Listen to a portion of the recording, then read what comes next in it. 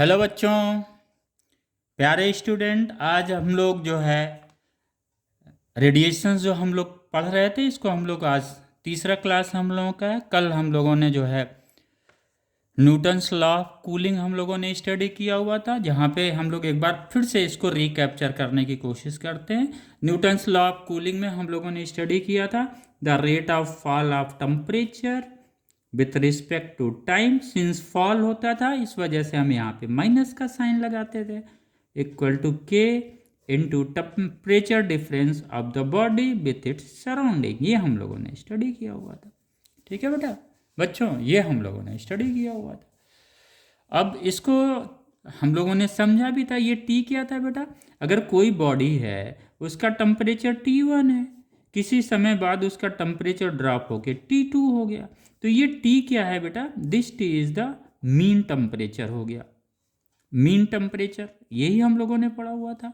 Mean temperature क्या हो जाएगा? वो मीन T1 प्लस T2 अपन 2, ये हम लोगों ने पढ़ा था। ये टी क्या होगा? उसका मीन टेम्परेचर हो जाएगा। अगर ये फिर हम ऐसे लिखेंगे T1 plus T2 upon 2 minus T0, and this D T क्या हो गया?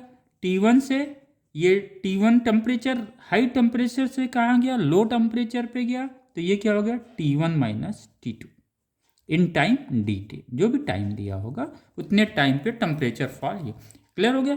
ये टी क्या है बेटा? ये मीन टेम्परेचर है। अगर कोई बॉडी T1 से T2 पे आया तो इसका मीन टेम्परेचर ये निकल गया। फॉल इन टेम्परेचर कितना हुआ? ये dt हो जाएगा T1 माइनस T2। जितना टाइम होगा इसको डिवाइड कर देंगे, इसकी वैल्यू मिल जाएगी, राइट। ये हम लोगों ने न्यूटन्स लॉ ऑफ कूलिंग पढ़ा था, जहाँ से न्यूमेरिकल्स बनते हैं बेटा, और न्यूमेरिकल निकलते भी हैं। तो इसको आप लोग बड़े क्लियर कट करके, और हम लोगों ने दो मेथड पढ़ा था, एक तो लॉगरिथम से सॉल्व करने का पढ़ा था, एक मीन से। हम लोग मीन टेम्परेचर्स को अडॉप्ट करेंगे।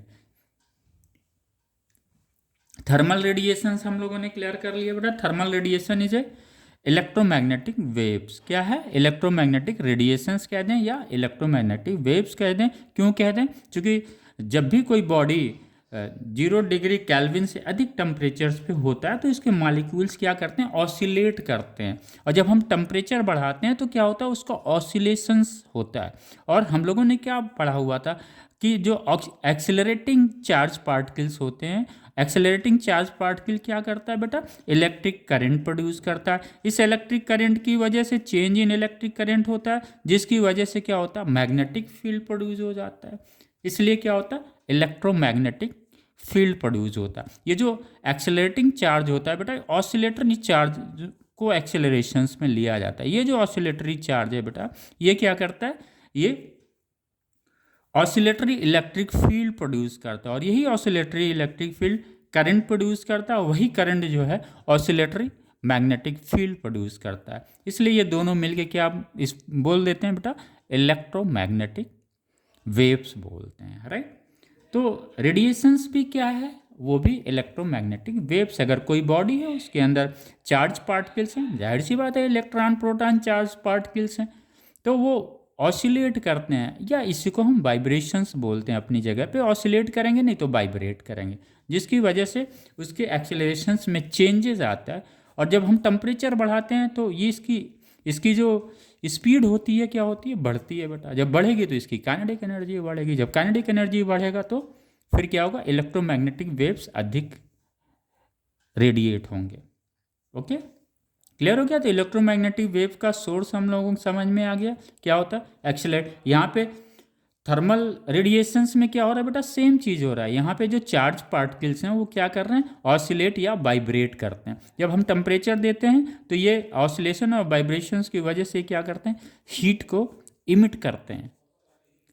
ओके, इसी को हम लोग क्या बोलते हैं बेटा? इलेक्ट्रोमैग्नेटिक वेव्स बोलते हैं, राइट। तो ये पार्ट हम लोगों ने रेडिएशंस में ही क्लियर कर लिया था। आइए, आज हम लोग का जो मेन है, अगर हम लोग को समझ में आ गया कोई बॉडी है, अगर बॉडी है तो ये क्या करती है? हीट रेडिएट करती है। ये हीट रेडिएट क्यों होता है? अगर हम टेम्परेचर देते हैं या इस किसी बॉडी को अगर हम हीट देते हैं बेटा, तो इसमें क्या है? इलेक्ट्रॉन प्रोटॉन है उस बॉडी के अंदर, वो चार्ज पार्टिकल्स बॉडी के अंदर होता है। ये चार्ज पार्टिकल का क्या होता है, ऑसिलेशंस या वाइब्रेशंस क्या होता है, हीट देने पे बढ़ जाता है, इंक्रीज हो जाता है। और जब इसकी काइनेटिक एनर्जी बढ़ती है तो फिर ये क्या करता है, इस एनर्जी को, काइनेटिक एनर्जी बढ़ने की वजह से ये क्या करता है बेटा, ये इसको रेडिएट करता है, किसके, हीट के फॉर्म में, जिसे हम थर्मल एनर्जी बोलते हैं। क्लियर हो गया?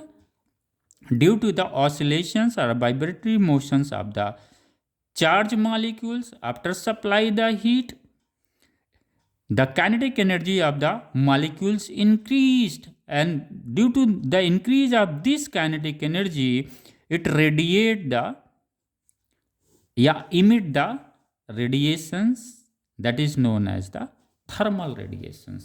ये थर्मल रेडिएशंस क्यों बोला जा रहा है बेटा, ये रेडिएशंस टेम्परेचर्स की वजह से हो रहा है।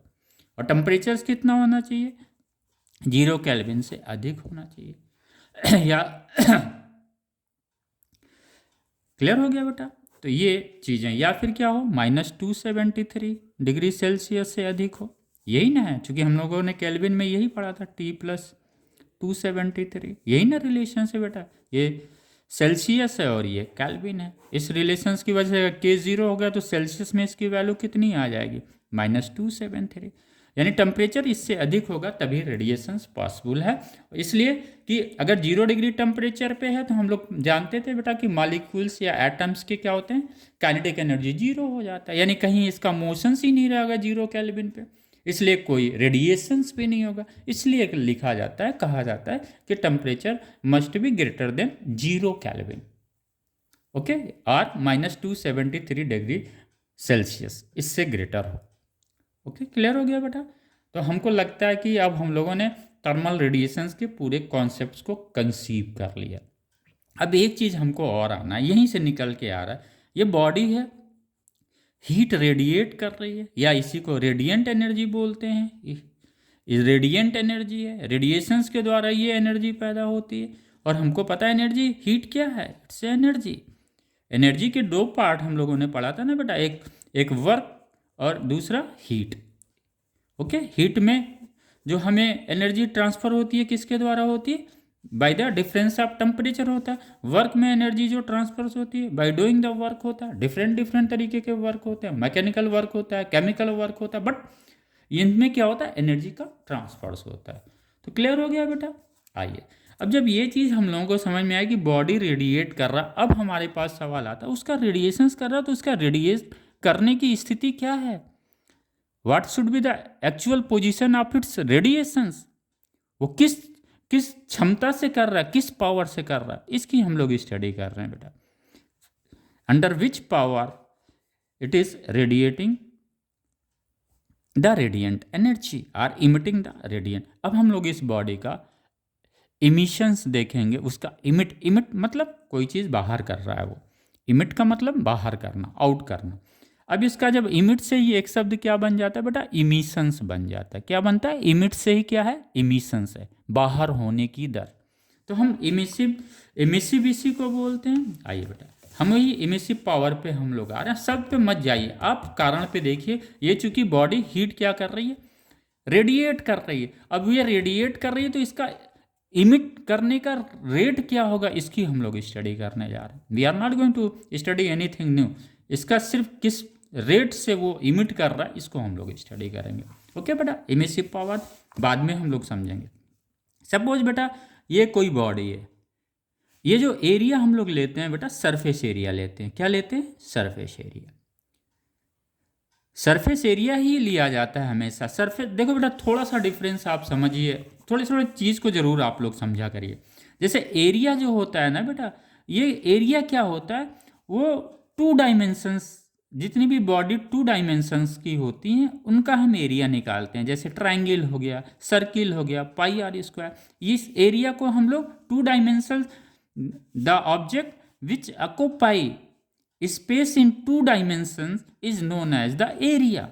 कहाँ पे, 2 डायमेंशंस पे। लेकिन सरफेस एरिया, यहाँ पे एक शब्द जुड़ जाता है, surface area. It means space occupied by the object, space occupied by the object in 3 dimensions।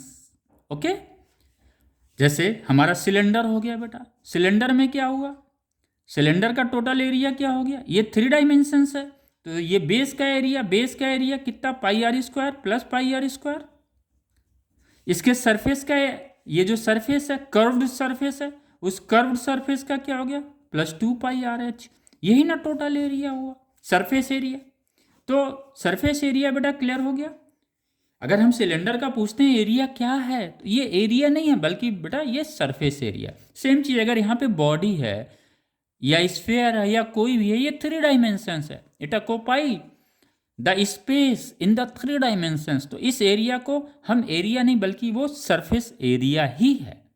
Okay बेटा, तो जैसे आपके यहाँ रेडिएशंस में आएगा पर यूनिट एरिया, इस एरिया को आप क्या मानते हैं, इस एरिया को क्या समझेंगे आप, सरफेस एरिया समझेंगे, क्योंकि ये एरिया किस में है, 3 डायमेंशंस में है। एरिया का पोर्शंस क्लियर हो गया हमको लग रहा है, बिल्कुल क्लियर हो गया। हाँ बेटा, ये बॉडी ए है, ये बॉडी किसी भी टाइम टी टेम्परेचर पे, कितने टेम्परेचर पे, टी टेम्परेचर पे। अब इसमें हीट तो रेडिएट हो रहा है। ओके बेटा, हीट क्या हो रहा है, रेडिएट कर रहा है। वो कितने टेम्परेचर पे है, वो टी टेम्परेचर पे है। ओके, अब ये कह रहे हैं वो रेट किस रेट से, किस स्पीड से वो जो है एनर्जी को इमिट कर रहा है। कौन, ये बॉडी। क्यों कर रहा है, due to its own temperature.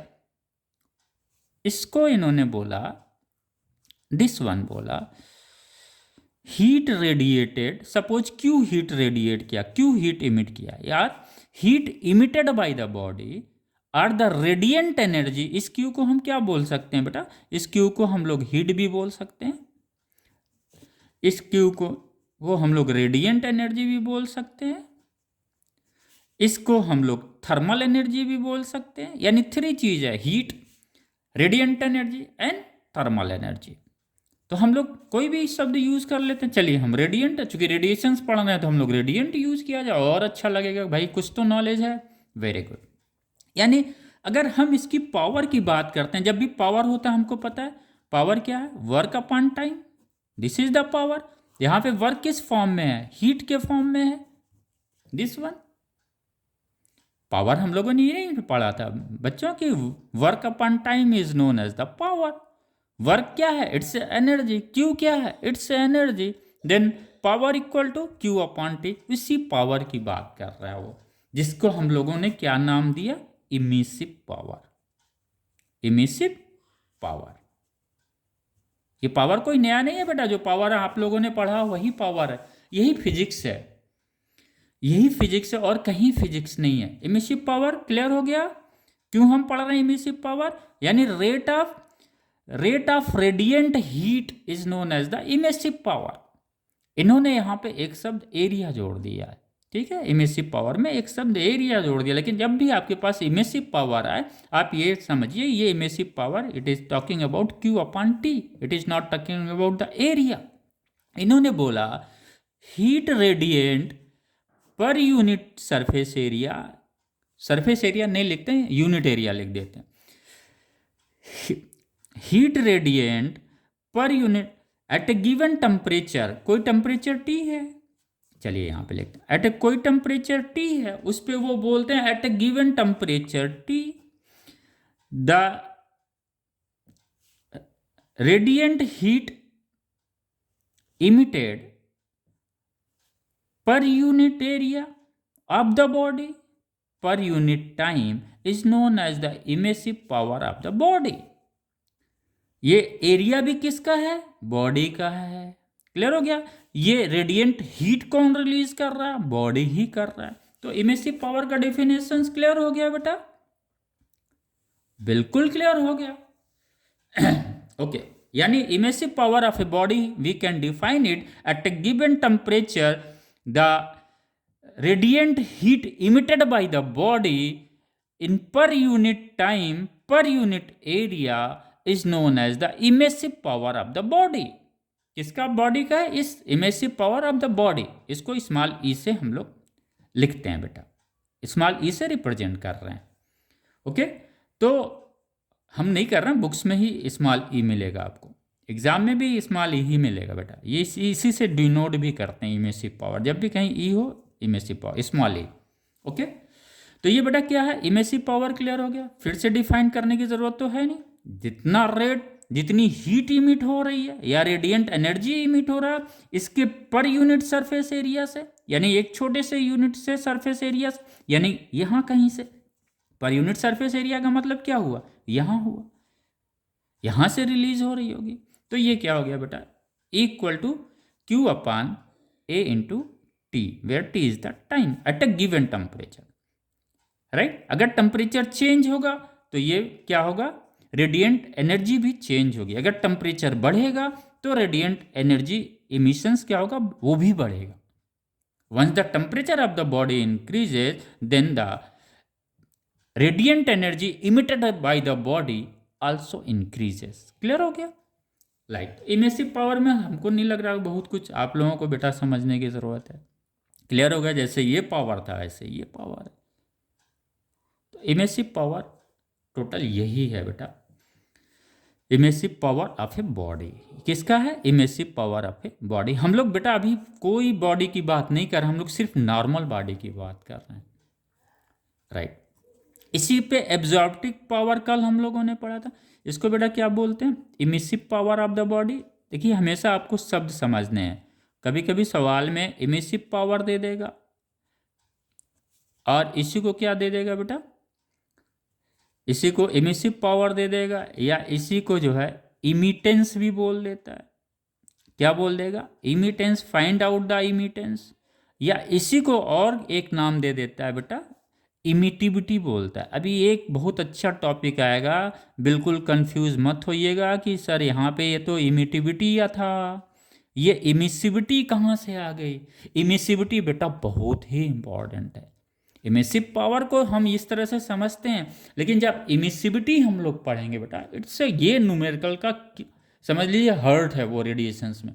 Emissivity अगर हमें कंट्रोल करने आ गया तो इमिसिविटी के कॉन्सेप्ट्स अगर हमें क्लियर हो गए तो फिर हम रेडिएशंस के क्वेश्चंस को बड़े इजी तरीके से हम लगाते चले जाएंगे। ओके, तो इमिसिव पावर को क्या क्या नाम से बुलाते हैं, इमिटेंस के नाम से भी बुलाते हैं और इसे इमिटिविटी भी कहते हैं। तो हमें समझ में आ गया इमिसिव पावर किसी भी बॉडी का क्या है, राइट। आइए एब्जॉर्प्टिव पावर में क्या हम लोगों ने पढ़ा था बेटा, वो तो हम लोगों ने कल स्टडी किया था। एब्जॉर्प्टिव पावर ए हम लोगों ने क्या पढ़ा था, heat fall, heat absorb by the body, यही ना पढ़ा था बेटा, heat absorb by the body upon heat, total heat incident on to the body, यही ना पढ़ा गया था एब्जॉर्ब में। ये कितना एब्जॉर्ब कर रहा है, कितना हीट वो इमेसिव पावर, ये इमेसिव पावर हो गया बेटा, ये एब्जॉर्प्टिव पावर हो गया या एब्जॉर्बिंग पावर हो गया, एब्जॉर्बिंग पावर हो गया। इसको इमिटेंस बोलते हैं, इसको एब्जॉर्प्टेंस बोलते हैं। Okay, absorbing power, absorbing power में क्या हम लोगों ने पढ़ा था, ये total heat absorb by the body upon total heat fall on to the body at a same time, यही हम लोगों ने पढ़ा था। तो हम लोगों ने इमेसिव पावर पढ़ लिया बेटा, एब्जॉर्बिंग पावर पढ़ लिया। एब्जॉर्बिंग पावर को स्मॉल ए से रिप्रेजेंट करते हैं हम लोग। क्लियर हो गया। अब इमेसिव पावर को थोड़ा सा हम लोग और एक्सटेंशंस करने की कोशिश करते हैं। ये तो हमारा इमेसिव पावर हो गया, ये हो गया, बिल्कुल क्लियर हो गया हम लोगों का। आइए अब जब ये इमेसिव पावर है बेटा, ये कर क्या रहा, हीट को इमिट कर रहा है। क्या कर रहा है, ये रेडिएंट एनर्जी को इमिट कर रहा है। और रेडिएंट एनर्जी है क्या बेटा, थर्मल रेडिएशंस में हम लोग पढ़ के आ रहे हैं बेटा, रेडिएंट एनर्जी अभी इस समय हम लोग पढ़ रहे हैं। जब ये रेडिएंट एनर्जी हम लोग पढ़ रहे हैं बेटा, तो इसका मतलब क्या है, इलेक्ट्रोमैग्नेटिक वेव्स हम लोग पढ़ रहे हैं। यानी जब ये रिलीज हो रहा रेडिएशंस तो इसमें क्या होगा, वेवलेंथ भी होगा। क्या होगा, वेवलेंथ भी होगा। रेडिएशन से तो वेवलेंथ होगा ही, बिल्कुल होगा। अगर हम बेटा यहां से थोड़ा सा और समझने की कोशिश करते हैं, दिस वन, सपोज ये वेवलेंथ लेमडा है और ये इमेसिव पावर ई है किसी भी बॉडी का, तो हमें एक ऐसे ग्राफ मिलता है, this graph. This is not a symmetrical graph, ये वेव लेंथ है, डिफरेंट डिफरेंट वेव लेंथ पे इमेसिव पावर हमें बॉडी की डिफरेंट मिलती है। अगर सपोज इस बॉडी का टेम्परेचर, ये बॉडी है बेटा, इसी की इमेसिव पावर ई है, जिसका एरिया ए है, यही ना हम लोगों ने पढ़ा था बेटा। इसका इमेसिव पावर इस बॉडी का अगर इस ग्राफ के द्वारा हम लोग देखें बेटा, तो वाई एक्सिस पे हम लोगों ने इमेसिव पावर को रखा है, और एक्स एक्सिस पे हमने क्या रखा, वेवलेंथ रखा हुआ है। क्योंकि जब ये इमिट कर रहा है, क्या इमिट कर रहा है, रेडिएंट एनर्जी इमिट कर रही है, यानी ये थर्मल रेडिएशंस इमिट कर रहा है। और थर्मल रेडिएशंस है क्या बेटा, इलेक्ट्रोमैग्नेटिक रेडिएशंस है या इलेक्ट्रोमैग्नेटिक वेव्स है। अगर वो इलेक्ट्रोमैग्नेटिक रेडिएशंस है, इलेक्ट्रोमैग्नेटिक वेव्स है, तो इस पर क्या होगा, वेव लेंथ भी होगा। तो ये जो थर्मल रेडिएशंस है या रेडिएंट एनर्जी है, उसके भी क्या होते हैं, वेव्स लेंथ होते हैं बेटा। ठीक है, तो इस वेवलेंथ को हम इंफ्रारेड रीजन्स में ये वेवलेंथ आते हैं। जो थर्मल रेडिएशन से जो वेवलेंथ हमें मिलता है बेटा, वो लॉन्गर वेवलेंथ मिलते हैं, belong to the infrared region. Okay, suppose इस बॉडी का टेम्परेचर टी है, इसको हम लोगों ने ग्राफ में देखा है बेटा, ये टेम्परेचर टी है। अब ये एनर्जी जो है क्या हो रही, ये बॉडी यहाँ पे है, शुरू में एनर्जी नहीं बिल्कुल रिलीज कर रही थी। अब वो जब हीट इसे मिला, तो इस बॉडी क्या कर रही, एनर्जी इमिट कर रही है। जब एनर्जी इमिट कर रही है, तो बाय द एक्सपेरिमेंट वो जो हमें एक ग्राफ मिलता है बेटा, ये ग्राफ इस तरह से होता है। यानी ये ग्राफ पहले ऊपर जाता है, पहले इंक्रीज करता है, रेडिएंट एनर्जी इंक्रीज करता है, फिर एक सर्टेन पॉइंट पे पहुंच के मैक्सिमम, फिर वो डिक्रीज करने लगता है। यानी ये जो वेव लेंथ है बेटा, ये चेंज हो रहा है। जब वेव लेंथ चेंज हो रहा है, तो जो इसका रेडिएंट एनर्जी है, ये भी क्या हो रहा है, चेंज हो रहा है। इनिशियली इट राइज, टेम्परेचर हम बढ़ा रहे हैं, तो ये क्या कर रहा है, ये टेम्परेचर टी पे था, टी ही टेम्परेचर रखे हैं बेटा, तो टी टेम्परेचर पे इमिट कर रहा है। हमने टेम्परेचर को यहाँ पे कांस्टेंट रखा है, वो एक अलग बात है, हम लोगों ने पढ़ा है। अगर टेम्परेचर बढ़ेगा, तो ये रेडिएंट एनर्जी भी क्या होगी, अधिक रिलीज होगी, यानी इमिसिव पावर बॉडी का अधिक होगा। आइए, सेम टेम्परेचर टी पे क्या हो रहा है, ये जो इमिट कर रहा है रेडिएशंस, वो वेरी कर रहा है, किस पे, वेवलेंथ के अकॉर्डिंग इंक्रीज कर रहा है, एक सर्टेन पॉइंट पे पहुंच के फिर वो क्या हो, फॉल डाउन कर रहा है। कौन सा, रेडिएंट एनर्जी। तो इस वेवलेंथ को जहां पे वो मैक्सिमम रेडिएंट एनर्जी इमिट कर रहा है, कौन, ये बॉडी, इस वेवलेंथ को हम लोग लैम्डा मैक्स बोल देते हैं। It mean at this wavelength the radiant energy emitted by the body is maximum. Lambda max maximum नहीं, लेमडा तो छोटा ही रहेगा, शॉर्टर रहता है, लेकिन चूंकि इसको मैक्स इसलिए बोल दिया जाता है कि इस लेमडा पे जो करस्पॉन्डिंग इमिटेड रेडिएंट एनर्जी जो हमें मिलेगी बॉडी से, वो मैक्सिमम होगी।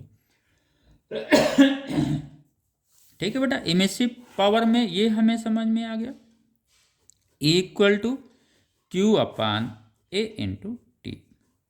आइए, हम लोगों ने इमेसिव पावर को क्या बोलते हैं, इमिटिविटी भी बोलते हैं बेटा, इमिटेंस भी बोलते हैं। एब्जॉर्बिंग पावर को हम लोगों ने पहले ही स्टडी किया हुआ है, इसको एब्जॉर्बिंग पावर बोलते हैं या एब्जॉर्बटेंस बोल देते हैं बेटा। तो इमिसिव पावर ये क्लियर हो गया बेटा। आइए, ये हम लोगों ने एक बॉडी के, सिंपल बॉडी के बारे में जानने की कोशिश किया कि उसका क्या है, उसका इमिसिव पावर क्या है। It means the rate of emissions of radiant energy from unit surface area, यहाँ से हम लोगों ने पढ़ा है। आइए बेटा, अब जिसकी हम लोग बात कर रहे थे ना, इसका कॉन्सेप्ट क्लियर होना ज़रूरी है। ये हम लोग बात कर रहे थे इसकी इमिसिविटी।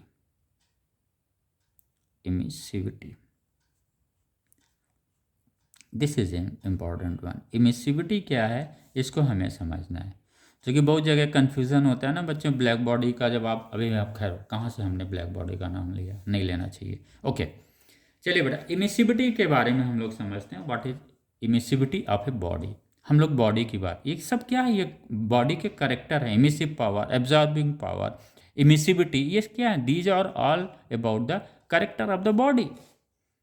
उस बॉडी की प्रॉपर्टी की वजह से हम लोग ये चीज़ पढ़ रहे हैं, इमिसिविटी ऑफ बॉडी। इसमें बेटा एक चीज़ और हम लोग जोड़ेंगे, उसके बाद हम लोग स्टडी करेंगे। ओके, इमिसिविटी पढ़ने से पहले एक हम लोग और एक चीज़ समझने की कोशिश करते हैं बेटा, कोई नई चीज़ नहीं है। हाँ, नया ही हम लोगों के लिए, बिल्कुल। Stefan's Boltzmann's law, Stefan's Boltzmann law, right बेटा। स्टीफन बोल्ट्जमैन्स लॉ को हम लोग समझे। ये सेम चीज़ है अभी जो हम लोगों ने पढ़ा है, थर्मल रेडिएशंस पढ़ा है, radiant energy emitted by the body, यहाँ पे भी हम लोग यही पढ़ेंगे। लेकिन यहाँ पे इन्होंने क्या बोल दिया, इस नॉन ब्लैक बॉडी ने एक ब्लैक बॉडी की कल्पना आगे, तो आगे ब्लैक बॉडी को समझ लीजिए बेटा। ब्लैक बॉडी है क्या?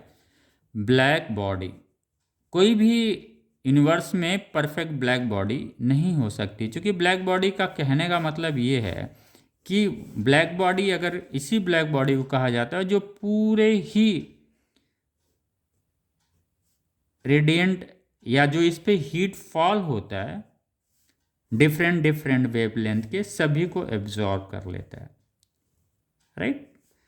यानी जितने भी डिफरेंट वेवलेंथ्स हैं इसको क्या कर लेता है, एब्जॉर्ब कर लेता है। ओके बेटा, यानी कोई चीज़ रिफ्लेक्ट नहीं करता है, और जब तक बॉडी पे कोई चीज़ कोई रिफ्लेक्ट नहीं करेगा फिर वो तो विजिबल नहीं होगा वो।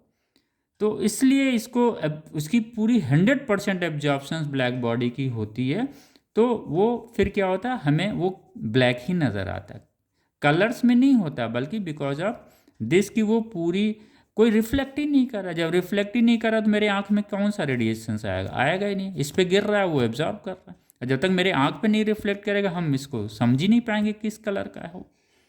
ओके, तो ब्लैक बॉडी का एक ही प्रॉपर्टी है बेटा, it absorb all the radiant energy incident on it. Body पे जो भी एनर्जी फॉल होती है इसको वो एब्जॉर्ब कर लेता है, टोटली एब्जॉर्ब कर लेता है, इसलिए वो मुझे ब्लैक नज़र आता है। इसीलिए हम लोग इसको ब्लैक बॉडी बोल देते हैं, नज़र नहीं आता बल्कि हम इसे ब्लैक बॉडी बोलते हैं, क्योंकि पूरा एब्जॉर्ब कर लेता है।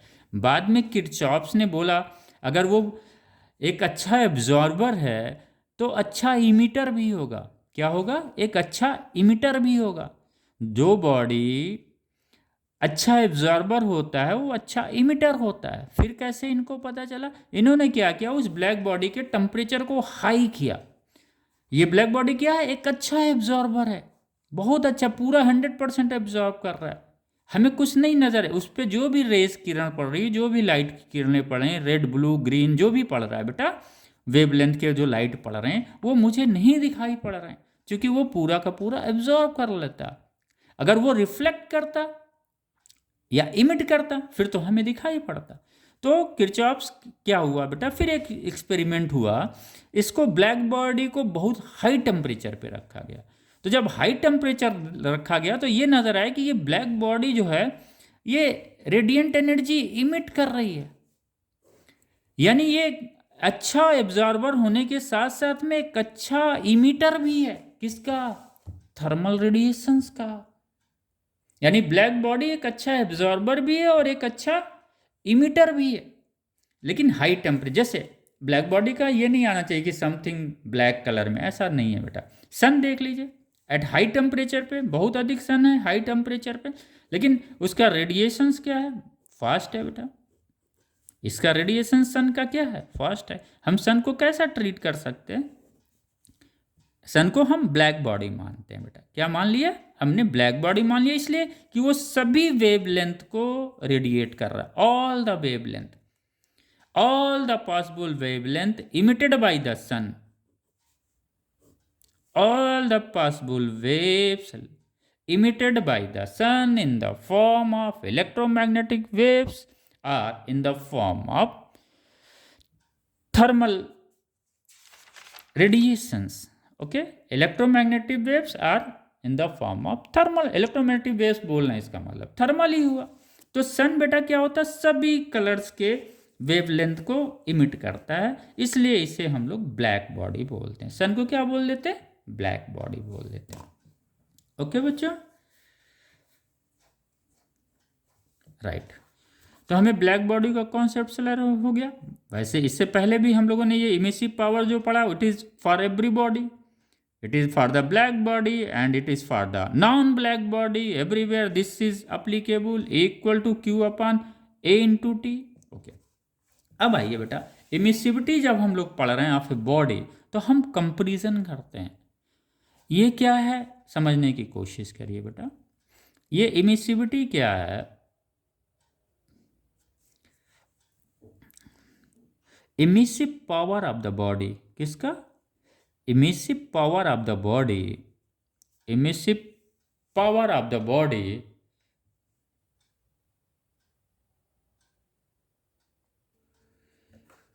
तो हम लोग इमिसिविटी की बात कर रहे थे, किसकी? Emissivity of a body. It is a normal body, it is a not a, it may be the black body. अभी हम लोग आगे पढ़ेंगे। ब्लैक बॉडी में क्लियर हो गया। ब्लैक बॉडी क्या करती? सभी टाइप्स के जो वेवलेंथ होती है इसको रेडिएट करती है। ओके, जैसे सन का हम लोगों ने एग्जाम्पल लिया। सन क्या करता है? जितने भी वेव GOR हम लोगों ने पढ़ा हुआ, दिस वन, ये सभी कलर्स के वेवलेंथ को इमिट करती है हाई टेम्परेचर्स पे ही। और जब भी हाई टेम्परेचर होगा बेटा, फिर वो इस तरह से ये एनर्जी को रेडिएंट करेगा वो। जैसे सपोज बेटा, अगर आयरन है, एक सिंपल आयरन है, राइट, अगर इसको हम हीट देते हैं, इसके टेम्परेचर्स को राइज करते हैं, बढ़ाते हैं टेम्परेचर्स को, तो आप देखेंगे ना पहले रेड कलर का हमको मिलता है। इट मीन्स जो रेड कलर पे जो होता है वो पहले उसका कलर्स रेड होता है। क्यों? क्योंकि ये जो रेड कलर होता है उसका वेवलेंथ क्या होता है बेटा? अधिक होता है। ओके, वेवलेंथ अधिक होने की वजह से क्या होता है? ये इसकी जो रेडिएंट एनर्जी होती है, हम लोगों ने ये भी पढ़ा हुआ था, ये रेडिएंट एनर्जी जो है वो रिलीज करता है किस? रेड कलर का। क्योंकि इसका जो है वेवलेंथ अधिक होता है compare to the this one. अगर यही फिर और टेम्परेचर इसका बढ़ाते हैं तो फिर अन्य भी कलर देता, और टेम्परेचर बढ़ाते हैं, थोड़ा ग्रीनिश हो जाता, और टेम्परेचर बढ़ाते हैं। वायलेट कलर्स की भी रेडियंस एनर्जी रेडिएट करता है, वो ये इमिट करता है। तो इसका मतलब एक समय के बाद बहुत अधिक टेम्परेचर हाई देने पे के बाद ये क्या करेगा? आयरन सेम टाइम पे ऑल कलर्स ऑफ वेवलेंथ को ये करेगा, इमिट करेगा। और ऑल कलर्स ऑफ वेवलेंथ, जो वेवलेंथ होता है, जो भी ऑल कलर्स ऑफ वेवलेंथ हमें कहाँ मिलता है? वाइटिस में। यानी जो वाइट होता है, ऐसा माना जाता है दिस वन, कि यहाँ पे ऑल कलर्स ऑफ वेवलेंथ होता है। तो यानी जब ये आयरन बहुत अधिक हाई टेम्परेचर पे देते हैं, फिर ये वाइटिस नज़र आता है हमें। वाई? सिंस ये सभी कलर रेडिएट होते हैं। एज लाइक ए सन, सन से क्या होता है? रेडिएशन सभी कलर्स के वेवलेंथ का होता है। That's why at a same time it look like a white. Okay, आइए हम लोग बेटा इमिसिविटी की बात कर रहे थे। इमिसिविटी को समझने से पहले हम लोगों ने ब्लैक बॉडी भी समझ लिया। कोई भी यूनिवर्स में कोई भी मैटर ऐसा नहीं है, सब्सटेंस ऐसा नहीं है जिसको हम लोग कहें परफेक्ट ब्लैक बॉडी। ओके, तो ब्लैक बॉडी का एक चीज़ हमें समझ में आया, ब्लैक बॉडी रेडिएंट एनर्जी को एब्जॉर्ब करती है। जितने भी रेडिएंट एनर्जी फॉल होगा, इसको टोटल जो है एब्जॉर्ब, यानी all types of the wavelength, जो वेव GR है, सभी वेवलेंथ को ये एब्जॉर्ब कर लेता है। किरचॉफ ने बताया ये गुड एब्जॉर्बर है। अगर उसका टेम्परेचर बहुत अधिक ब्लैक बॉडी का अगर हम इंक्रीज करेंगे तो फिर ये क्या करेगा? एक अच्छा इमिटर हो जाएगा। और ये इमिटर होगा तो सभी कलर्स के वेवलेंथ को क्या करेगा? इमिट करेगा वो हाई टेम्परेचर पे, at very high temperature. Then it's look like a whitish. Okay, white नज़र आएगा वो। आइए बेटा, अब हम लोग ब्लैक बॉडी हम लोगों ने समझ लिया है। इमिसिविटी हम लोग समझ के फिर बोल्ट्जमैन्स लॉ पे जाते हैं। इमिसिविटी क्या है बेटा? इसको हम लोग अपसाइलन से डिनोट करते हैं, और फिर या फिर हम लोग फाई से। अपसाइलन और फाई किसी से भी हम लोग इसको रिप्रेजेंट करते हैं, डिनोट करते हैं। ये कहता क्या है इसको समझिए बेटा। अगर ये आप समझ गए तो रेडिएशंस के क्वेश्चंस को आप बड़े आराम से लगाएंगे। और इसको हम लोगों को इत्मीनान से समझना भी है, कोई जल्दी नहीं है। हम लोग क्या कह रहे हैं? ये इमिसिविटी है बेटा, किसकी? बॉडी की। इमिसिविटी किसकी है? बॉडी की। इसको अगर हम लोग क्लियर कर लिए ना बेटा, तो सब जो न्यूमेरिकल्स आपको मिलेंगे ना, आप बहुत ईजी हो जाएगा। इससे हम लोग अपसाइलन और फाई से डोनेट करते हैं। कहीं कहीं बुक्स में बेटा थोड़ा सा कॉन्सेप्शंस जो है कॉन्सेप्ट्स आपका डिफरेंट मिलेगा। यहाँ पे अब फाई की जगह वो लोग इसी को मान लेते हैं, इमिसिव पावर्स को ही रख देते हैं, जबकि ऐसा नहीं है। Both are the different one. Emissivity से ही हम लोग बहुत कुछ ड्रॉ करेंगे, तो इसको हम लोग समझें बेटा क्या है। आइए, कोई बेटा बॉडी है, नॉर्मल बॉडी है, नॉट ए ब्लैक बॉडी है, ओके। वो टी टेम्परेचर पे है। कितने है? टी टेम्परेचर पे। उसका एरिया कितना है बेटा? ए है। तो उसका जो हम लोग निकालते थे बेटा, इमिसिव पावर जो निकालते थे, दिस वन होता था, ओके, इनटू टी।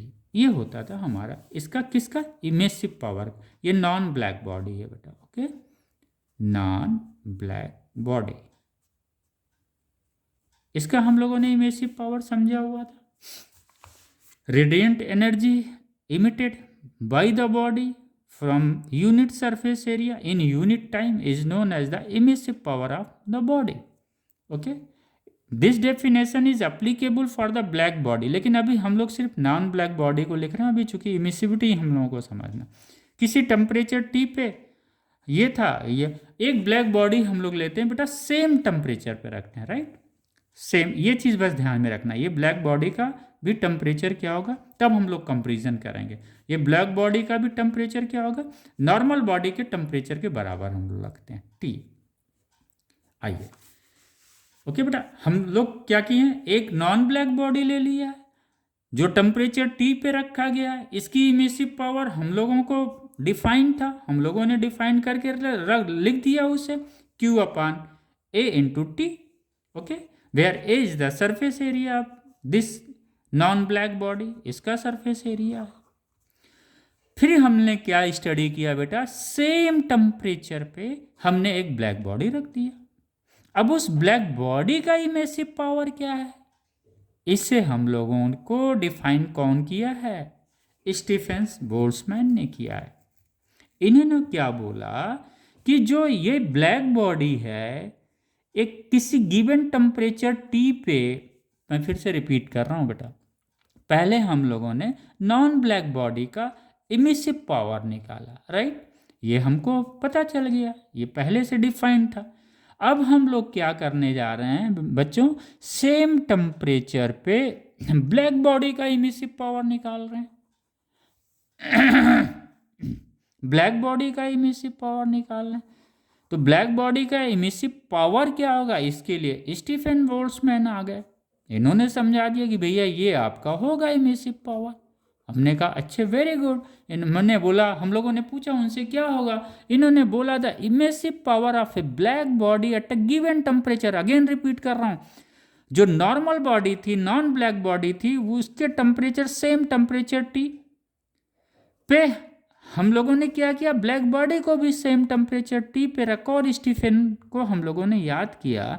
तो इन्होंने बोला द इमिसिव, इसको कैपिटल ई से लिखते हैं, नॉन ब्लैक बॉडी के इमिसिव पावर को स्मॉल ई से लिखते हैं, ब्लैक बॉडी के इमिसिव पावर को कैपिटल ई से लिखते हैं। इन्होंने ये बोला the emissive power of a black body is directly proportional to the fourth power of its temperature. किसका? ब्लैक बॉडी के टेम्परेचर्स के फोर्थ पावर्स के प्रोपोर्शनल होगा। क्या होगा? इनका इमिसिव पावर होगा। इमिसिव पावर क्या है बेटा? It means this one is equal to sigma T to the power 4, where sigma is the Stefan Boltzmann constant. Proportionality हटाने के लिए बेटा एक कांस्टेंट डाला जाएगा, तो ये सिग्मा क्या है? कांस्टेंट है। इसको हम लोग स्टीफन बोल्ट्जमैन कांस्टेंट बोलते हैं। तो हमें दो चीज़ मिला। पहली चीज़ क्या मिली? हमें नॉन ब्लैक बॉडी अगर टी टेम्परेचर पे है तो हमें इमिसिव पावर उसका ये है, equal to Q upon A into T. Same temperature T पे हमने ब्लैक बॉडी का इमिसिव पावर जानना चाहा, तो ये मुझे किसने दिया? स्टीफन बोल्ट्जमैन ने दिया। इन्होंने क्या बोला? The emissive power of a black body क्या डिफाइन किया? इन्होंने भी सेम डेफिनेशन दिया, heat emitted by the black body from unit time, from per unit time per unit surface area is directly proportional to the fourth power of its temperature। यानी इन्होंने भी ये अगर सपोज बेटा इसका A है right और इसका A डैश है, तो यहाँ के लिए ये अब तो ब्लैक बॉडी का सरफेस एरिया लेंगे ना बेटा, तो ये होगा Q A dash T। Okay, इसको हम कैपिटल ई से लिखते हैं। आइए अब इमिसिविटी की बात अब यहाँ से हम लोग शुरू करते हैं बेटा। क्लियर हो गया? एक चीज़ फिर मैं रिपीट कर रहा हूँ, सेम टेम्परेचर पे होना चाहिए। जहाँ नॉन ब्लैक बॉडी जिस टेम्परेचर पे है उसी पे ब्लैक बॉडी को टेम्परेचर T पे रखा गया। जहाँ स्टीफन बोल्ट्जमैन लॉ के द्वारा हमें इमिसिव पावर किसका मिला? ब्लैक बॉडी का मिला। ये इमिसिव पावर क्या है? पर यूनिट सरफेस एरिया का है, यानी कोई छोटा सा सरफेस एरिया का हम स्टडी कर रहे हैं। अगर आपसे कोई पूछे टोटल इमिसिव पावर क्या हुआ, तो ये तो यूनिट एरिया का है। टोटल ई क्या हो जाएगा बेटा? ई टोटल क्या हो जाएगा? ये एरिया इधर चला जाएगा, यानी Q upon T equal to क्या हो जाएगा? A dash sigma T to the power 4। लेकिन यहाँ पे जो ए डैश है ये किसका है बेटा? ये ब्लैक बॉडी का सरफेस एरिया, इस पर न्यूमेरिकल भी आए बेटा। क्या करेगा? ब्लैक बॉडी का रेडियस दे देगा, कोई दूसरा ब्लैक बॉडी बोलेगा कि उसका 3 टाइम्स रेडियस अधिक है, देन फाइंड आउट। तो आपको पता है स्फेयर का जो है surface area 4 pi are square होता है। तो चूंकि रेडियस चेंज हो रहा है, ये सरफेस एरिया क्या होगा? अगर स्फेयर दिया हुआ बेटा तो 4 पाई आर स्क्वायर। अगर एरिया चेंज करके बोलता 2 टाइम्स हो जाता है, then find the emissive power of the black body, या दोनों में कंपैरिजन कर लेता है। तो ये चीज़ें यहाँ पे समझ में आ गई राइट। ये भी क्या है बेटा? ये unit surface area, unit area से जो है, यूनिट सरफेस एरिया से ये जो हीट क्या है इमिट हो रहा है, रेडिएट हो रहा है। ओके, क्लियर हो गया? आइए अब बेटा हम लोग इमिसिविटी को हम लोग समझने की कोशिश करते हैं, फिर डिफाइन कर लिया जाएगा एप्सिलॉन और फाई। ये बोलते हैं the radiant energy, the radiant energy, the radiant energy emitted by the body, emitted by the body, by the body at temperature T in time T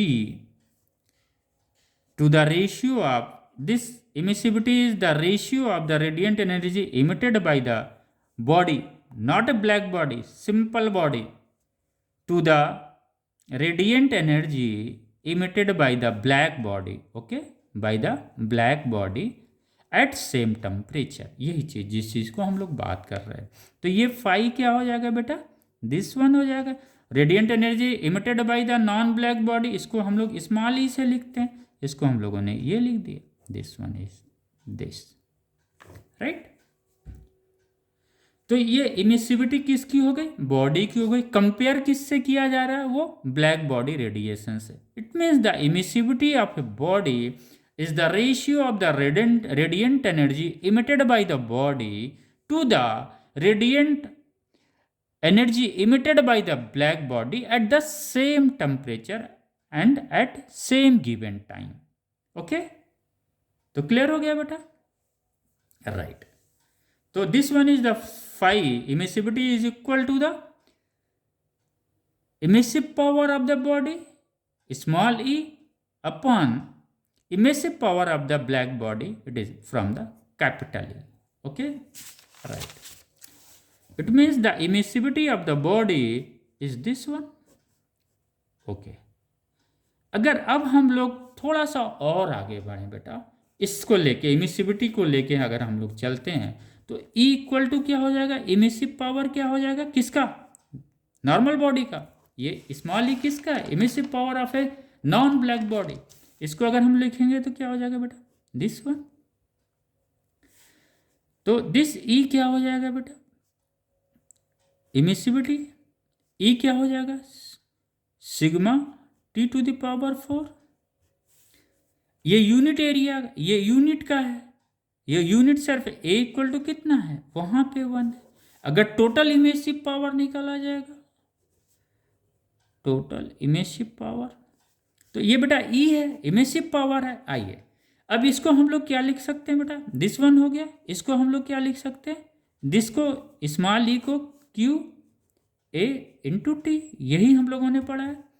this one is the emissivity 5T⁴ from the Stefan Boltzmann law से ये आया।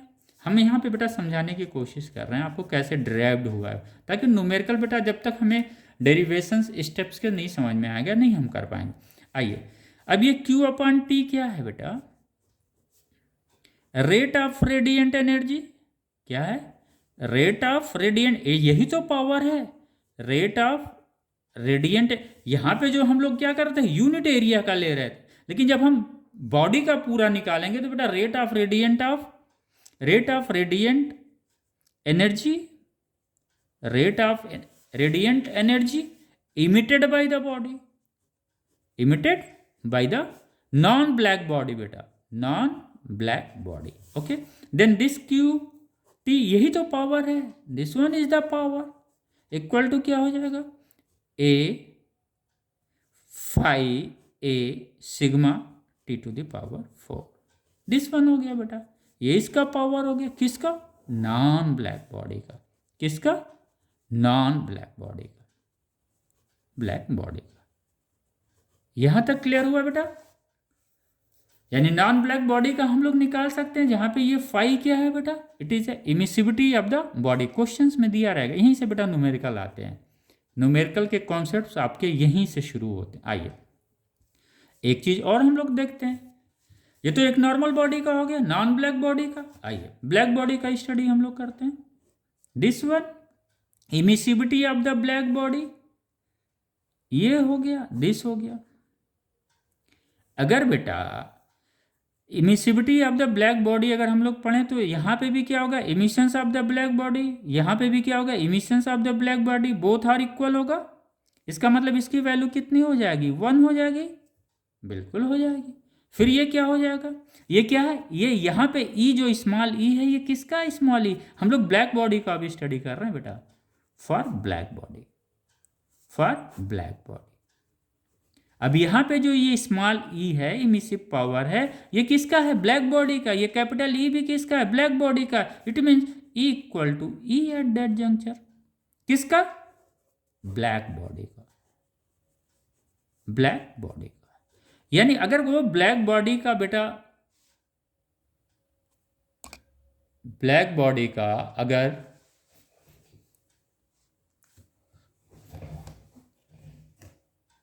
Black body का अगर हम लोग लेके चलें तो ये एरिया क्या है बेटा, सपोज इस ब्लैक बॉडी का एरिया क्या है, A है, तो यहाँ पे E क्या हो जाएगा, Q A into T equal to E कितना दिया था, सिग्मा T⁴। यानी ब्लैक बॉडी का जो रेट ऑफ रेडिएंट अब हो जाएगा, ये होगा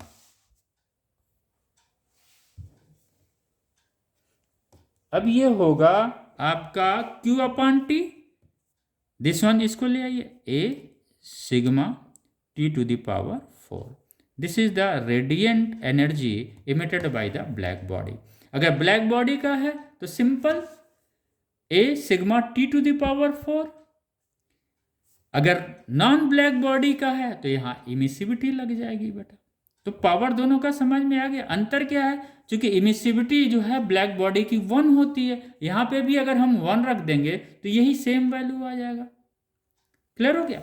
यानी हमको लोगों को जो समझ में आया बेटा, ये समझ में आया इन दोनों में जो डिफरेंसेस है, उस डिफरेंसेस को हम लोगों ने इस तरह से समझा हुआ है कि ये जो पावर है, इमिसिव पावर है नॉन ब्लैक बॉडी का, उसमें बस एक चीज़ जुड़ता है, क्या जुड़ती है, एमिसिविटी जुड़ जाती है। लेकिन जब ब्लैक बॉडी होता है तो ब्लैक बॉडी की इमिसिविटी कितनी आई थी, 1 आई थी। अगर हम यहाँ पे ही रख देते हैं वैल्यू तो फिर हमको ये पता चल जाएगा। इस तरह से सवाल आता है। अब नाउ अगर आपसे कोई पूछेगा रेट ऑफ एनर्जी रेडिएंट या rate of radiant energy emitted by the black body. दो बॉडी दे देगा, उसका एरिया अलग अलग दे देगा, टेम्परेचर अलग दे सकता है, तो इससे कंपेरिजन, ये न्यूमेरिकल लगाने का सबसे अच्छा तरीका है। लेकिन बेटा हम जब इमिसिविटी समझेंगे तो स्टीफेंस लॉ को इससे हम को रिलेट कर पाएंगे, अदरवाइज फिर हम को रिलेट नहीं कर पाएंगे। मेरा बात क्लियर हो गया? यानी अगर हमें इमिसिविटी पता है तभी हम स्टीफेंस लॉ को से हम समझ पाएंगे rate of emissions of radiant energy from the black body. तो इमिसिविटी इंपॉर्टेंट है। यानी स्टीफेंस लॉ जो हम लोगों ने पढ़ा था बेटा, ये किसके लिए लगाया था इन्होंने? ब्लैक बॉडी के लिए बोला था ना, ब्लैक बॉडी। लेकिन जब इमिसिविटी आया बेटा, ये जो इमिसिविटी का जब कॉन्सेप्ट आया तो इससे क्या हुआ कि बेटा ये इमिसिविटी की वजह, ये तो हमारा नॉर्मल बॉडी था, ये बॉडी हमारी क्या थी? नॉन ब्लैक बॉडी थी। लेकिन जब इमिसिविटी का कॉन्सेप्ट आ गया तो इसकी वजह से क्या हुआ? स्टीफन बोल्ट्जमैन लॉ जो है नॉन ब्लैक बॉडी पे भी अप्लीकेबल हो गया। क्लियर हुआ वो कॉन्सेप्ट जो मैं कहना चाह रहा हूं? It means Stefan Boltzmann's law hold the rate of emissions or the rate of radiant energy emitted by the body from normal body, from non-black body. Okay, इससे स्टीफेंस का यहाँ से क्लियर हो गया बेटा। ये किस क्लियर हो गई?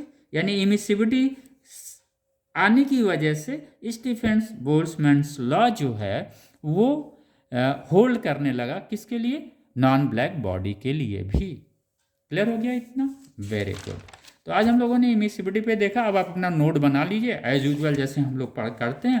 बाद में हम लोग फिर डिटेल्स में और एक बार चैप्टर लिया जाएगा। स्टीफेंस लॉ बेटा क्लियर है? बहुत छोटा सा स्टेटमेंट था, उसमें कोई बहुत अधिक स्टीफेंस लॉ में हम लोगों को नहीं जाना है, बहुत छोटा सा स्टेटमेंट है, बट लेकिन समझना ज़रूरी था बेटा। आइए हम लोग यहाँ से शुरू करते हैं बच्चों, इमिसिव पावर से। अभी स्पेक्ट्रम की तरफ हम लोग नहीं जाएंगे, इसका सेशन हम लोग अगली बार में ले लेंगे। Okay, this one is the emissive power. Emissive power और टोटल इमिटेंस बोलते हैं, और इसी को इमिटिविटी बोलते हैं बेटा। इमिसिव पावर को टोटल इमिटेंस और इमिटिविटी बोलते हैं। Depends upon surface area, nature of the surface. इसको हम लोग डिफाइन करते हैं। The emissive power of a body at a given temperature is defined as the total amount of thermal energy emitted per unit time per unit area of the body for all possible wavelengths. Clear हो गया बेटा? Emissivity आइए यहाँ पे defined है, इसको भी note कर लीजिए आप। ये बेटा इसलिए कि क्लास के बाद हर बार आपको जब लगे नोट बनाना है तो आप ज़रूर बनाएं नोट, तो ये थोड़ा सा हेल्प करेगा आपको। Emissivity as the it is the ratio of the energy emitted per unit surface area per second of a body, it is a non-black body beta, to the energy emitted per unit surface area per second of a perfectly black body at the same temperature, जिसकी हम लोग बात कर रहे थे। एक non black body है और एक ब्लैक बॉडी है, इसका जो इमिशंस है, इमिसिव पावर्स का जो रेशियो है, यही इमिसिविटी ऑफ द बॉडी है। ये क्या है? Emissivity of the body. इसको हम लोगों ने यहाँ पे डिनोट किया था एप्सिलॉन या आर फाइव, दिस वन, और इसी को फाइव भी हम लोग, this one is the five. Okay बेटा, तो इमिसिविटी दिस वन क्लियर हो गया। आइए, बाकी तो हम लोगों ने स्टेप्स क्लियर कर ही लिया था। यहाँ पे न्यूमेरिकल्स वाले पोर्शंस कैसे टच करना है वो हम लोगों ने इसको देख लिया था, उसमें कोई नई चीज़ नहीं है, वो तो क्लास से ही मिल जाएगा आपको। Emissive power of a black body बेटा हम लोगों ने देख लिया था। Emissive power of a black body को भी हम लोगों ने समझ लिया था, right. This one is the emissive power of a black body, simple, sigma T to the power 4। अभी और क्लियर, उस पर दो न्यूमेरिकल दो तरह से आते हैं बेटा। यहाँ पे देखिए, एक ब्लैक बॉडी है वो T1 टेम्परेचर पे, दूसरा कोई बॉडी, सपोज यहाँ पे कोई स्टार है जिसका सरफेस एरिया A1 है और इसका टेम्परेचर T1, उस स्टार का जो है रेडियस कुछ और होगा। कोई दूसरा स्टार है उसका सरफेस एरिया A2 है, वो T2 टेम्परेचर पे है, उसका बेटा रेडियस कुछ और देगा। तो हमें इमेसिव पावर निकालना है ब्लैक बॉडी का, तो ब्लैक बॉडी का इमेसिव पावर हम लोगों ने निकाल लिया था। ये area A1 sigma T1 to the power 4 यहाँ पे रख देंगे। जो इसका एरिया होगा स्फीयर का एरिया 4πr² होता है, उस 4πr² से रेडियस रख के हम एरिया निकाल लेंगे। तो इस पे बेटा न्यूमेरिकल आते हैं, राइट। ये कंपटीशंस में भी न्यूमेरिकल पिक करता है वो। आइए थोड़ा सा परफेक्टली ब्लैक बॉडी के बारे में लिख लीजिए।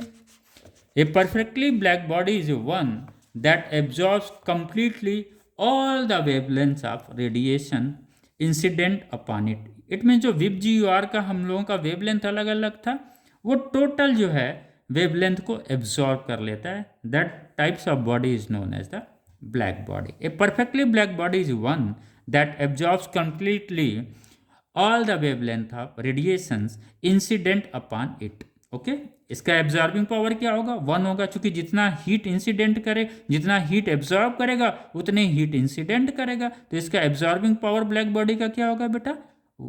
1 हो जाएगा। It mean the thermal radiation incident is equal to the thermal radiation absorb by the black body in the same time. Okay, तो ये क्लियर हो गया वाई द ए इज 1। ये कह रहे हैं कि जो एब्जॉर्बिंग पावर होता है इसकी वैल्यू जो होती है A is same for all value of lambda. यानी जो अभी हम लोग आगे पढ़ेंगे वेवलेंथ में, जब हम लोग ये स्पेक्ट्रम पढ़ेंगे तो इसको हम लोग क्लियर कर लेंगे बेटा। No known body is perfectly black body. The radiant energy emitted per second by a body depends upon किस पे? Nature of the surface of the body, temperature of the body. A perfectly black body emits radiations of all possible wavelength. ये बेटा clear होना चाहिए, right. Okay, अब हम लोग क्या करते हैं बेटा? अब हम लोग आते हैं स्टीफेंस। बहुत अधिक नहीं है, इसका simple. According to this law the total radiant energy emitted per second per unit surface area of a black body, यही अंतर है बेटा, of a black body is proportional to the 4th power of the absolute temperature of the black body. एक चीज़ हमेशा ध्यान में रखिएगा बेटा, ये टेम्परेचर जितना भी हम लोग यहाँ पे ले रहे हैं ना, सब एब्सोल्यूट टेम्परेचर पे ही कैलकुलेट कर रहे हैं, राइट। तो ये चीज़ एकदम क्लियर है। जब इस पे न्यूमेरिकल्स भी हम लोग रेडिएशंस का लगाएंगे तो जो टेम्परेचर हम लोग लेंगे किसका लेंगे? एब्सोल्यूट टेम्परेचर लेंगे, सेल्सियस का नहीं लेंगे बेटा। ओके, तो क्लियर हो गया absolute temperature of the black body.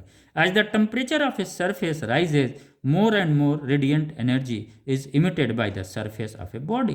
Radiant energy emitted does not depend upon shape, size, material.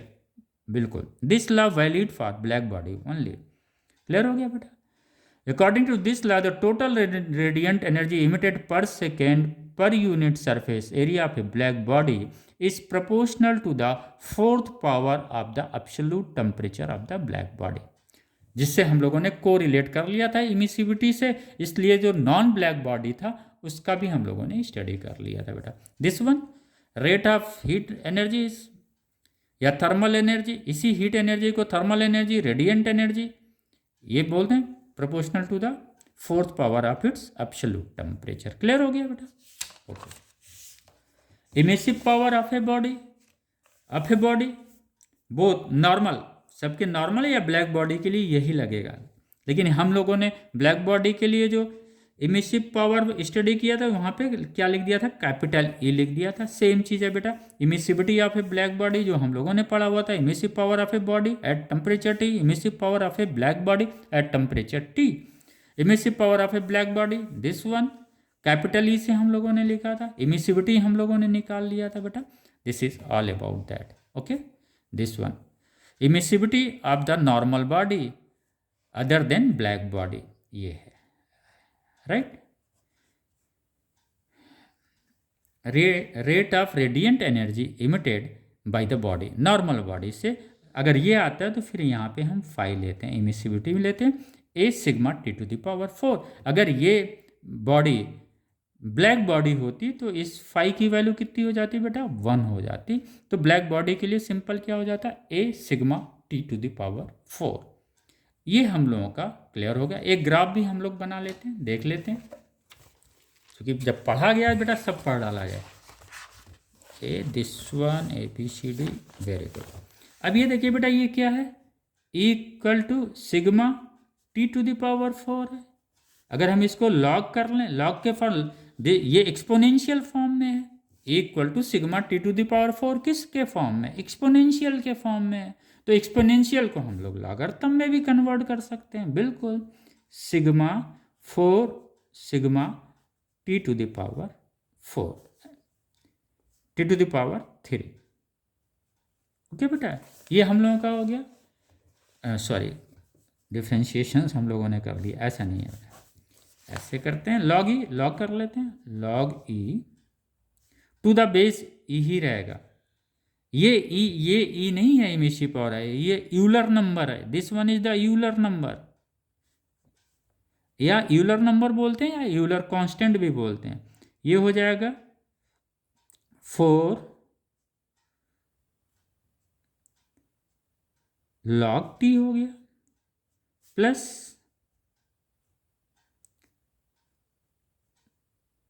T to the power 4 log sigma. यही ना है बेटा, लॉग ए इंटू बी को हम लोगों ने क्या पढ़ा हुआ था, log A plus log B, यही ना पढ़ा हुआ था। तो sigma into T to the power 4 है, यानी ए इंटू बी के फॉर्म में है, तो लॉग ए हो गया ये, दिस वन ये लॉग बी हो गया। तो ये हमारा इक्वेशंस आ गया। ये बेटा क्या है, कांस्टेंट है। अगर ये एब्सोल्यूट टेम्परेचर पे दिया हुआ है तो हम लोगों का क्या हो गया, सॉरी, लॉग ए इंटू बी पे क्या हो गया बेटा, लॉग ए क्या है, दिस वन। फिर से इसको क्लियर कर लीजिए, मैथ है थोड़ा सा। लॉग ए यानी ये हो गया log T to the power 4 हो गया, right, plus log B, B क्या है, सिग्मा है, प्लस लॉग सिग्मा, यही हुआ ना। अब ये पावर है तो इधर आ जाएगा, तो ये क्या हो जाएगा 4 लॉग टी, लॉग क्यों यूज करते हैं, एक्सपोनेंशियल्स को हटाने के लिए करते हैं, plus log 5, right. This one क्या है, वो लॉग ई है। ओके बेटा, अगर ये फाई क्या है बेटा, स्टीफेंस कांस्टेंट है। अगर इस इक्वेशंस को हम लोग देखें तो ये सिंपल नजर आ रहा है, y equal to M X plus C के फॉर्म में नजर आ रहा है, बिल्कुल नजर आ रहा है। तो अगर हम ग्राफ खींचेंगे बेटा तो हमें क्या मिलेगा, एक स्ट्रेट लाइन मिलेगा। ओके, ये y हो गया, इसको यहाँ पे log e लिख दीजिए। क्या लिख दीजिए, log e लिख दीजिए। ये x पे क्या आएगा, ये log t है। तो अगर उसका कोई ग्राफ पूछे log e और log t का क्या होगा स्टीफेंस का बेटा, तो it is a straight line. Okay, हमको लग रहा है कॉन्सेप्ट्स क्लियर हो गए, और कंक्लूड करते हैं हम लोग बच्चों, राइट। आज हम लोगों ने जो सबसे इंपॉर्टेंट चीज़ था क्या जाना, इमिसिविटी जाना। इमिसिविटी से हम लोगों ने क्या क्या निकाल लिया, इमिसिविटी से एक चीज़ तो हम लोगों ने निकाला इसकी जो ब्लैक बॉडी के इमिशंस पावर और नॉर्मल बॉडी के इमिसिव पावर में क्या रिलेशंस है। इससे हम लोगों ने फाई की वैल्यू निकाल लिया था, phi equal to small E upon capital E निकाल लिया। एक बहुत इंपॉर्टेंट पॉइंट वो था। स्टीफेंस लॉ को हम लोगों ने इमिसिविटी के द्वारा जो है नॉर्मल ब्लैक बॉडी से कोरिलेट करके इमिसिव पावर निकालने की विधि भी हम लोग जान गए। ओके, तीसरी चीज़ हमें क्या मिली, स्टीफेंस बोल्ट्जमैन लॉ के बारे में समझे, बहुत अधिक नहीं है उसमें, तो कोई कॉम्प्लिकेशन सही नहीं है, सिंपल है। अरे ठीक है बेटा, तो इस तरह से स्टीफेंस बोल्ट्जमैन लॉ से रिलेटेड क्वेश्चंस अच्छे आते हैं बेटा, और करीब करीब कंपटीशंस में इससे क्वेश्चंस निकालते हैं। उसके ग्राफ बेटा इस तरह से होंगे, y equal to M X plus C है, सॉरी ये ग्राफ होगा, क्योंकि ये c क्या होता है बेटा, ये कांस्टेंट होता है जो y एक्सिस पे जो कट करता है y एक्सिस को, इसी को हम लोग c लेते हैं। तो this is all about the graph of that, this is a log T, this is a log E. Clear हो गया, क्यों हम इसको इस तरह से नहीं लेते बेटा यहाँ पे, क्योंकि यहाँ पे x पे क्या है, ये यहाँ कट कर रहा है, वो c जो है y एक्सिस पे कट कर रहा है। क्लियर हो गया वो। तो इस ग्राफ को भी अगर आता नहीं है इस तरह का, लेकिन समझना चाहिए बेटा, इस तरह का कभी क्वेश्चन आया नहीं है, बट वी शुड अंडरस्टैंड कि अगर ये हमें एक्सपोनेंशियल फॉर्म में दिया हुआ है क्या, स्टीफेंस बोल्ट्जमैन लॉ, तो इसको हम लॉगरिथम फॉर्म में लिख सकते हैं। क्योंकि कोई भी अगर एक्सपोनेंशियल फॉर्म है, जैसे प्लस है तो माइनस हम लोग करते हैं, मल्टीप्लीकेशन है तो हम लोगों के पास डिवाइड भी है, प्लस है तो माइनस है, मल्टीप्लिकेशन है तो डिवाइडेशंस है। तो अगर एक्सपोनेंशियल है तो लॉगथर्मल है, ठीक, लॉगथर्मिक हम लोग भी कर लेंगे। यानी लॉग, एक्सपोनेंशियल और लॉग क्या होता है, जैसे प्लस माइनस चलते हैं, मल्टीप्लिकेशन डिवीजन चलता है, इस तरह से बेटा ये आपका एक्सपोनेंशियल और लॉग चलते हैं। तो क्लियर हो गया, राइट। उम्मीद कर रहे हैं बच्चों कि इसमें एंजॉय किया होगा आपने इसको न्यूमेरिकल के देखिए बेटा, पढ़ाने का हमारा ऑब्जेक्ट सिर्फ एक ही रहता है कि मैं आपको कम्पिटिटिव तरीके से जो है स्ट्रेच कर सकूं चैप्टर्स को, सो दैट कि आपके पास जब क्वेश्चंस आए ना तो आप एकदम रिफ्लेक्ट करते चले जाइए। तो बच्चों एक चीज़ करना, हमेशा हल्ला गुल्ला से बहुत दूर रहना है। आप लोगों को हल्ला गुल्ला, आज की डेट में इतनी सोशल मीडिया हो गया, इतना ब्रांडिंग हो रहा है ना टीचिंग का कि पूछिए नहीं। तो आप उन हल्ला गुल्ला में मत जाएं, आप बस इसमें जाएं हमारी इमिसिविटी क्या है, हमारा स्टीफेंस लॉ क्या, सिर्फ वो चीज़ आपके दिमाग में चले। सराउंडिंग्स में क्या हो रहा है बेटा, these are all about the advertisement, now the era has come, the people are just making their brands. तो आपको अभी ब्रांड तो आप अपने आप में स्वयं में हैं, यू आर द स्टार, आप शेर हो, आप आने वाले समय में भारत के भविष्य हैं। तो आपको सिर्फ अपने में देखना, अपनी स्टडी मटेरियल को स्ट्रॉन्ग करते चले जाना है, को लिंक करते चले जाए। जैसे हम लोगों ने इमिसिविटी से हम लोगों ने को लिंक कर दिया स्टीफेंस लॉ को, जहाँ से हम लोगों ने बड़े आराम से इमिसिव पावर निकालने की विधि हम लोग समझे। ओके बच्चों, थैंक यू, आप लोग एंजॉय करके पढ़िए। ओके बच्चों, थैंक यू।